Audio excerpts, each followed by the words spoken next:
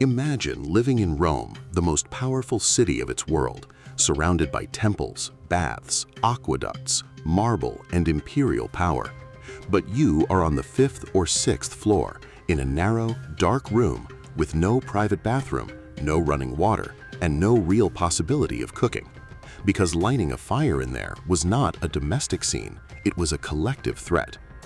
Welcome to the Roman real estate market, a place where moving up did not mean prestige, but precariousness, where height did not promise better views, but less safety, fewer services, and a greater chance that a leak, a crack, or a single spark could turn your home into an architectural catastrophe.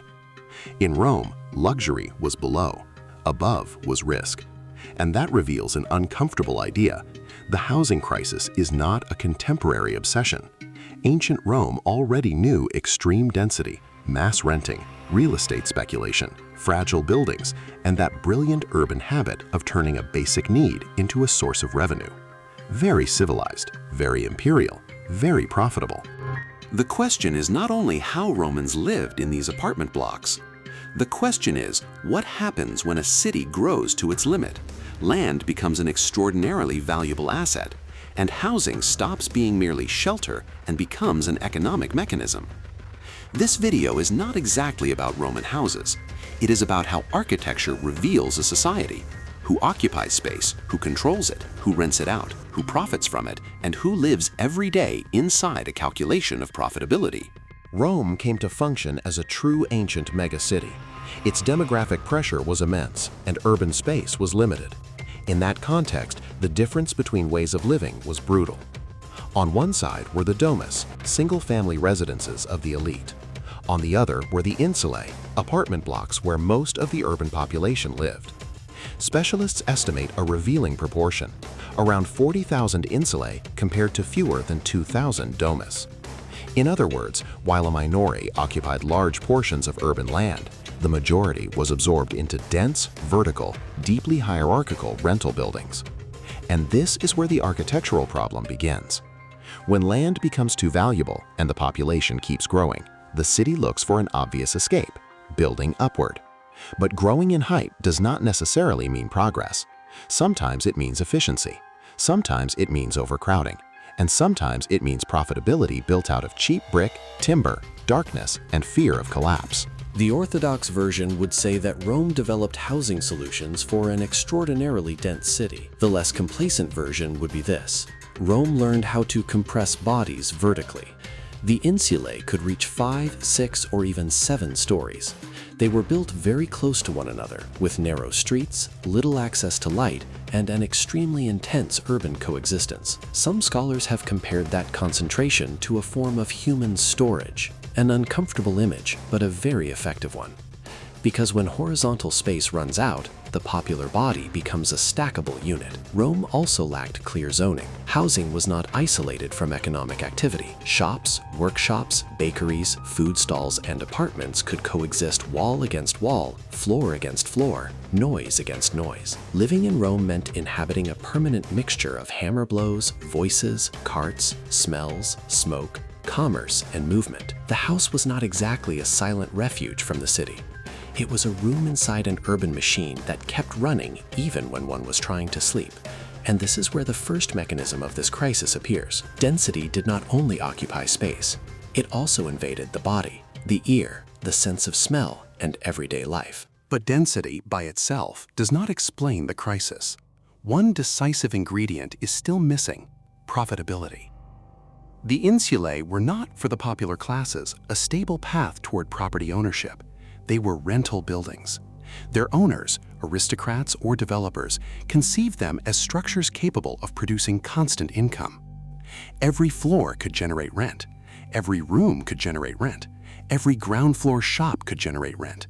Even poorly lit, uncomfortable, or residual space could be turned into economic benefit, because in an overcrowded city, there would always be someone willing or forced to occupy it. On the ground floor were the tabernae, commercial units where, in the most precarious cases, living and working could become the same thing.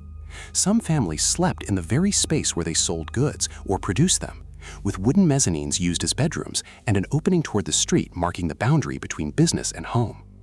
Above were the inoculae, apartments that could be subdivided or rented out in parts to maximize the owner's income. The architectural question was no longer, how can a dignified life be organized? It became, how much life can be compressed here before the building protests? And then comes the most extreme case, Crassus. According to ancient sources, Marcus Licinius Crassus enriched himself by buying apartment buildings at the exact moment they were burning, along with neighboring properties threatened by the flames. Terrified owners sold at minimal prices. Then Crassus rebuilt them with his own group of specialized slaves, including architects and builders. Real estate speculation in its purest form. Where others saw smoke, he saw money. One of the most revealing features of the Roman housing market was its inverted vertical logic. Today, height is usually associated with privilege. In Rome, very often, the opposite was true.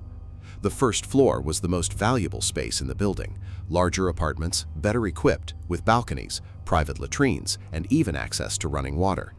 The upper levels were another story, smaller, darker, cheaper rooms with no water, no private bathroom, and far more exposed to fire, leaks, and collapse. Moving upward did not mean rising socially, it meant descending. And this precariousness was not symbolic, it was material. Many insulae were built with air-dried bricks, timber framing, low-quality infill, and cheap solutions that made it possible to build quickly and cheaply. The problem was that these materials reacted badly to humidity, rain, and flooding. Water could penetrate the walls, weaken the foundations, open cracks, and compromise the structure. Timber, expanding and drying with moisture, could also deform the walls. Leaks passed through already cracked surfaces. Collapses were not an abstract possibility, they were a recurring urban threat. And fire was the other enemy. Tall, narrow buildings, timber, oil lamp lighting, poor ventilation, and neighbors living above, below, and beside you. A single spark was not a domestic accident, it was a declaration of war against the entire block. The danger reached such a point that Augustus limited the height of buildings to 70 Roman feet, around 20 or 21 meters. Later, Trajan reduced that limit to 60 feet. When imperial power has to intervene to say, this is as far as people can be stacked, it means architecture had already ceased to be prudent and had become vertical ambition. But the most revealing turn is not only in the collapses, or in the fires, or in the speculation. It lies in something far more ordinary, food. In many precarious dwellings, especially on the upper floors, cooking was not a viable activity. Not because of cultural preference or urban sophistication. It was not a gastronomic choice. It was a spatial imposition. Lighting a fire in small, dark, poorly ventilated rooms surrounded by flammable materials was simply too dangerous. So an essential function of the home, preparing hot food, was expelled from the dwelling. For the urban masses, the kitchen disappeared from the domestic interior. And when the house cannot feed, the city has to do it. That is why taberne and thermopolia proliferated, street-facing establishments where prepared food was sold. They were not merely places of occasional consumption. For many inhabitants of the insulae, they were part of the daily infrastructure of survival.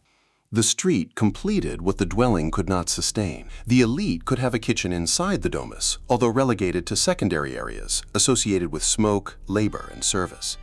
For the popular classes, however, fire was often not merely hidden, it was expelled. That is the most powerful contradiction.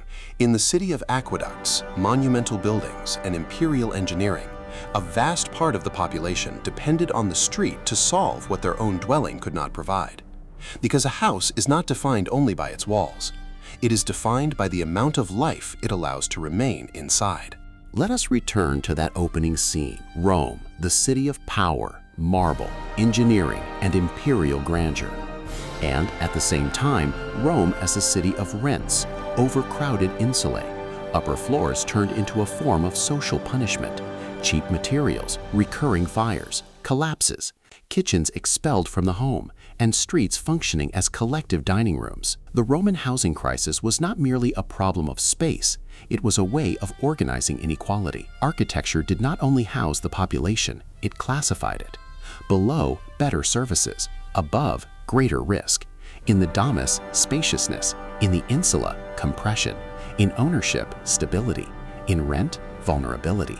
So the next time we imagine Rome only as a city of columns, forums, and monuments, it is worth looking upward as well, toward those dark upper floors where most people lived. Because Rome did not only build grandeur, it also stacked precariousness. And perhaps that is the most uncomfortable image of all.